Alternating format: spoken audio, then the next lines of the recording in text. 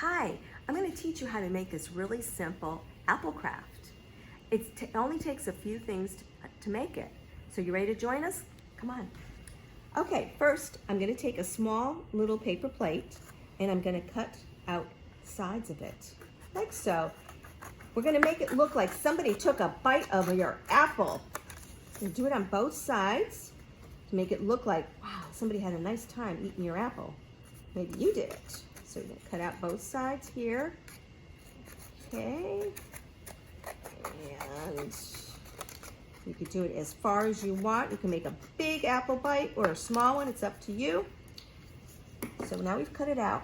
And if you have some crayons at home, you can make a green apple, a red apple, a yellow apple. You can make your apple any color because, you know, apples come in different colors. So you want to color your paper plate. And then if you have some red paper, you want to make just the top of your little apple like this. Cut out this little piece because it's going to go on the top of your apple.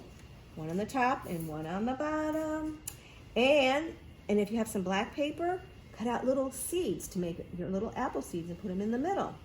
And finally, last but not least, if you have some green paper, you can cut out little leaves and a stem.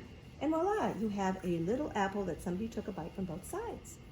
Now, if you want this craft or want to see more about it or make this craft, come on down to the library and check out our apple crafts. All right? Have a great day. Bye.